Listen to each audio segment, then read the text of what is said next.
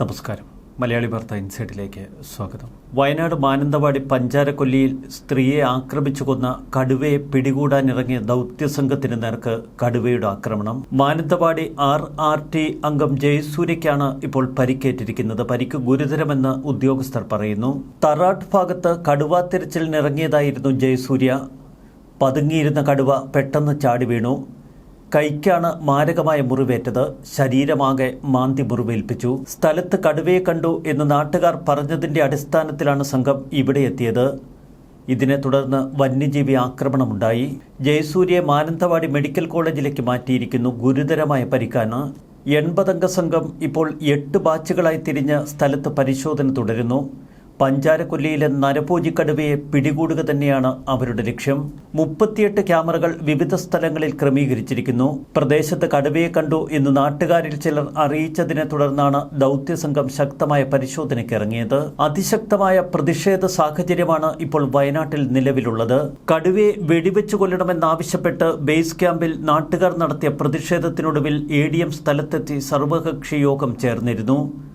ഒരു കാരണവശാലും ആ കടുവയെ പിടികൂടി സുരക്ഷിതമായി കൊണ്ടുപോകാൻ അനുവദിക്കില്ല എന്ന നിലപാടിലാണ് നാട്ടുകാർ. നരഭോജി കടുവയാണ്. ആ കടുവയെ വെടിവെച്ച് കൊല്ലണം. കടുവയെ വെടിവെക്കുകയാണ് പ്രാഥമിക പരിഗണനയെന്ന് ADMന്റെ അധ്യക്ഷതയിൽ ചേർന്ന യോഗത്തിൽ ADM അറിയിച്ചു. കൂട്ടിൽ കുടുങ്ങിയാൽ കടുവയെ മൃഗശാലയിലേക്ക് മാറ്റും. തിങ്കളാഴ്ച മുതൽ കുട്ടികൾക്ക് സ്കൂളിൽ പോകാൻ പ്രത്യേക വാഹന സൗകര്യം ഏർപ്പെടുത്തുമെന്നും ADM പറയുന്നു. ഇന്നലെ വൈകിട്ട് പുളിക്കത്തൊടി ഷാനവാസിന്റെ വീടിന്റെ പുറകിൽ കടുവയെ കണ്ടുവെന്ന് നാട്ടുകാർ അറിയിച്ചു. മുറ്റത്ത് നിൽക്കുകയായിരുന്ന സ്ത്രീയും കുട്ടിയും നാട്ടുകാരിൽ ചിലർ ഒച്ചവെച്ചതോടെ വീടിനകത്തേക്ക് കയറി. ഇതിനിടെ കടുവ വീടിന് പുറകിലെ കാട്ടിലേക്ക് പോയി ഒളിച്ചു. പരിഭ്രാന്തരായ നാട്ടുകാരെ പോലീസ് ഇടപെട്ട് എസ്റ്റേറ്റ് ഓഫീസിന് സമീപത്തേക്ക് പിന്നീട് മാറ്റി. ഇവിടേക്ക് കൂടുതൽ വനം വകുപ്പ് ഉദ്യോഗസ്ഥരുമെത്തി. ഡ്രോണുകൾ ഉപയോഗിച്ചാണ് മുഖ്യമായി പരിശോധന തുടരുന്നത്. എന്നാൽ അതിനിടയിൽ ദൗത്യസംഘത്തെ തന്നെ കടുവ ആക്രമിക്കുക. മറുവശത്ത് കൂടരഞ്ഞയിൽ ഇന്നലെ വനം വകുപ്പിന്റെ കൂട്ടിൽ ഒരു പുലി കുടുങ്ങി. ഈ പുലിയെ തുറന്നുവിടുന്ന കാര്യത്തിൽ ഇന്ന് തീരുമാനമെടുക്കും. പുലി പൂർണ്ണ ആരോഗ്യവാനാണ് എന്ന് കണ്ടെത്തിയിട്ടുണ്ട്. ചീഫ് വൈൽഡ് ലൈഫ് വാർഡന് കൈമാറി. എന്നാൽ കടുവാ ഭീതിയെ തുടർന്ന് ജനം തെരുവിൽ നിൽക്കുമ്പോൾ പുലിയെ എങ്ങനെ തുറന്നുവിടും എന്ന ഭീതിയിലാണിപ്പോൾ വനം വകുപ്പ് ഉദ്യോഗസ്ഥർ.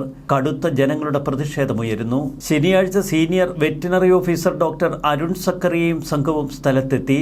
വയനാട്ടിൽ കടുവ ആക്രമണത്തെ തുടർന്നുണ്ടായ മരണത്തിൽ ഇപ്പോൾ പ്രതിഷേധം ശക്തമാണ്. പഞ്ചാരക്കൊല്ലി സ്വദേശി രാധയെ അതിക്രൂരമായി കടുവ ഇക്കഴിഞ്ഞ ദിവസം ആക്രമിച്ചു കൊലപ്പെടുത്തിയിരുന്നു. വനം വകുപ്പ് താൽക്കാലിക വാച്ചറുടെ ഭാര്യയാണ് മരിച്ച രാധ.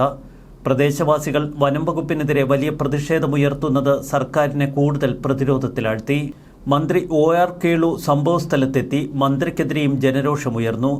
എന്നാൽ മറുവശത്ത് വനം മന്ത്രി AK ശശീന്ദ്രന്റെ ചില വിക്രിയകൾ വലിയ തോതിൽ സമൂഹമാധ്യമങ്ങളിൽ വിമർശനത്തിനിടവരുത്തി. വയനാട് ജില്ല കടുവാ ഭീതിയിൽ കഴിയുമ്പോൾ കോഴിക്കോട് നടത്തിയ ഒരു ഫാഷൻ ഷോയിൽ പങ്കെടുത്ത് പാട്ടുപാടിയ AK ശശീന്ദ്രന്റെ നിലപാടിനെതിരെയാണ് വലിയ തോതിൽ വിമർശനങ്ങൾ ഉയരുന്നത്. വിമർശനം ഉയർന്നപ്പോൾ ശ്രദ്ധിക്കേണ്ടതായിരുന്നുവെന്ന് തോന്നിയെന്നും ഇനി അക്കാര്യങ്ങൾ ശ്രദ്ധിക്കുമെന്നും മന്ത്രി പറയുന്നു. ആർക്കെങ്കിലും വിഷമമുണ്ടായെങ്കിൽ പ്രത്യേകമായി ശ്രദ്ധിക്കാം. പൊതുപ്രവർത്തകരെന്ന നിലയിൽ അത്തരം നിരീക്ഷണങ്ങളെ ഗൗരവത്തോടെ കാണും. തിരുത്താൻ നടപടികളുണ്ടാകും. തിരുത്തുന്നത് നല്ലതാണെന്ന് വിശ്വസിക്കുന്നു. ഇക്കഴിഞ്ഞ ദിവസം മാനന്തവാടി ടൗണിനടുത്തുള്ള പഞ്ചാരക്കൊല്ലി പ്രിയദർശിനി എസ്റ്റേറ്റിലായിരുന്നു ദാരുണ സംഭവം നടന്നത്. ജനവാസ മേഖലയാണിത്. രാവിലെ 8:30 മണിക്കായിരുന്നു സംഭവം. കാപ്പിക്കുരു പറിക്കുകയായിരുന്ന രാധയെ കടുവ പതിയിരുന്ന് ആക്രമിക്കുകയായിരുന്നു. രാധയുടെ കഴുത്തിൽ പിടിമുറുക്കിയ കടുവ രാധയെ 100 മീറ്ററോളം വലിച്ചിഴച്ചു. തലയുടെ പിൻഭാഗം പൂർണ്ണമായി ഭക്ഷിച്ചതിന് ശേഷം മൃതദേഹം ഉപേക്ഷിച്ചു. ആളുകൾ ഓടിക്കൂടിയപ്പോൾ കടുവ കാട്ടിലേക്ക് മറിഞ്ഞുവെന്നാണ് വിലയിരുത്തൽ. തുടർന്ന് മന്ത്രി OR കേളു സംഭവ സ്ഥലത്തെത്തി. എന്നാൽ മന്ത്രിക്കെതിരെ ശക്തമായ പ്രതിഷേധമുയർന്നു അവിടെ. സാധാരണ അവലംബിക്കുന്ന കടുവയെ പിടികൂടിയതിനു ശേഷം വനത്തിലേക്ക് തന്നെ തുറന്നുവിടുന്ന രീതി അവസാനിപ്പിക്കണമെന്നാണ് നാട്ടുകാർ ആവശ്യപ്പെട്ടത്. പുറത്തു വന്നിരിക്കുന്നത് നരഭോജി കടുവയാണ്. അവൻ വീണ്ടും വരും. കടുവയെ വെടിവെക്കുന്നതിൽ നൂലാമാലകൾ ഏറെയുണ്ടെന്ന് വനം വകുപ്പ് പറയുന്നു. കേന്ദ്ര വന്യജീവി സംരക്ഷണ നിയമപ്രകാരം കേന്ദ്ര സർക്കാർ പുറപ്പെടുവിച്ച സ്റ്റാൻഡേർഡ് ഓപ്പറേറ്റിംഗ് പ്രൊസീജിയർ പ്രകാരം ഈ കടുവ നരഭോജിയാണെന്ന് ഉറപ്പുവരുത്താൻ ചില നടപടിക്രമങ്ങളുണ്ട്.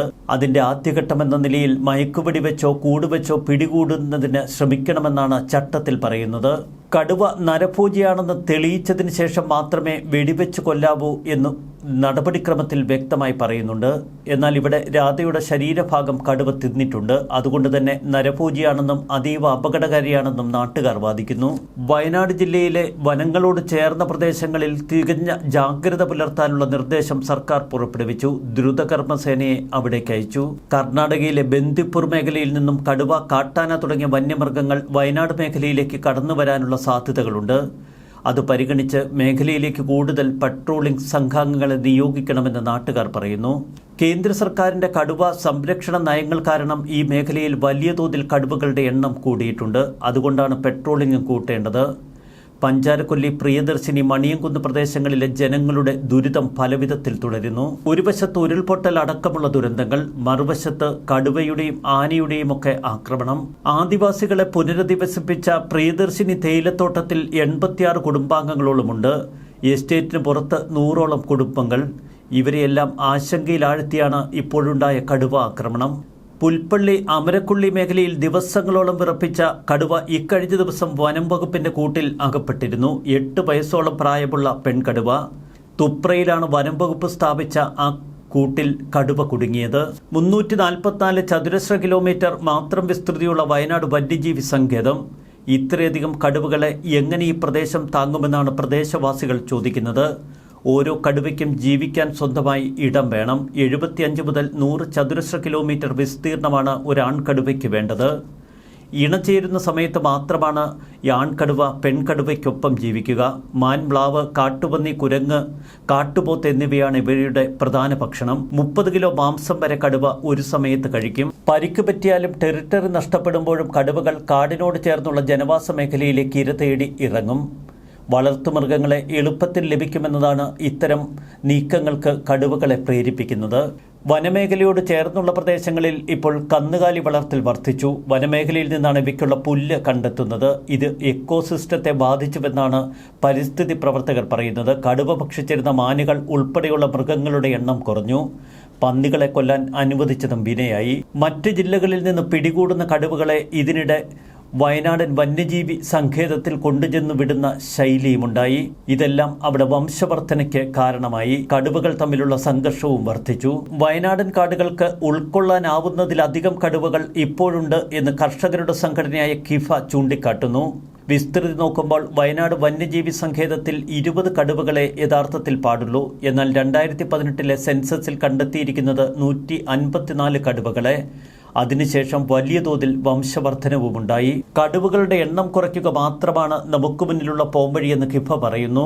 കൂടുതലുള്ളതിനെ കുറവെണ്ണമുള്ള സ്ഥലങ്ങളിലേക്ക് പുനരധിവസിപ്പിക്കുകയോ കള്ളിംഗ് നടത്തുകയോ വേണം. ശക്തമായ ഫെൻസിംഗ് ഉൾപ്പെടെയുള്ള സംവിധാനങ്ങൾ അതിർത്തിയോട് ചേർന്ന് വനം വകുപ്പ് ഉടൻ തന്നെ നടപ്പിലാക്കണം. കടുവ സംരക്ഷണത്തിനായി വിവിധ ഏജൻസികളിൽ നിന്ന് വലിയ തുക ഫണ്ട് ലഭിക്കുന്നു. ഇത് കേരളം പോലുള്ള സംസ്ഥാനങ്ങൾ കൂടുതലധികമായി ആശ്രയിക്കുന്നു.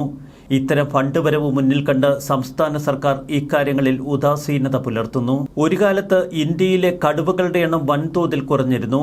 എന്നാൽ പിന്നീട് കടുവ സംരക്ഷണത്തിനായി നിരവധി നിയമങ്ങൾ അവതരിപ്പിച്ചു. അതിലപ്പുറം നിരവധി ഫണ്ടുകളും ഇങ്ങോട്ടേക്ക് ഒഴുകി.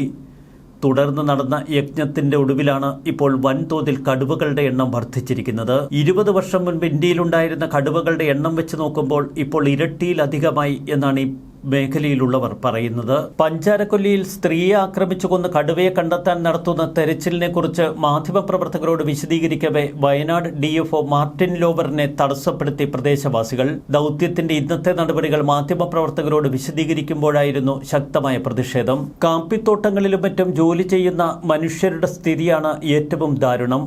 കടുവ അവിടെയൊക്കെ പതുങ്ങിയിരുന്നാൽ ഒരു കാരണവശാലും മനസ്സിലാക്കാൻ കഴിയില്ല. വയനാടിന്റെ പല ഭാഗങ്ങളിലും കടുവയും പുലിയുമൊക്കെ സ്വൈര്യമായി വിഹരിക്കുന്നു. പലതും നരഭോജികളാണ് എന്നത് നാട്ടുകാരെ ഭയപ്പെടുത്തുന്നു. വല്ലാത്ത അവസ്ഥയിലൂടെയാണ് കേരളത്തിന്റെ പോക്ക്. ന്യൂസ് ഡെസ്ക് മലയാളി വാർത്ത ഇൻസൈഡ്.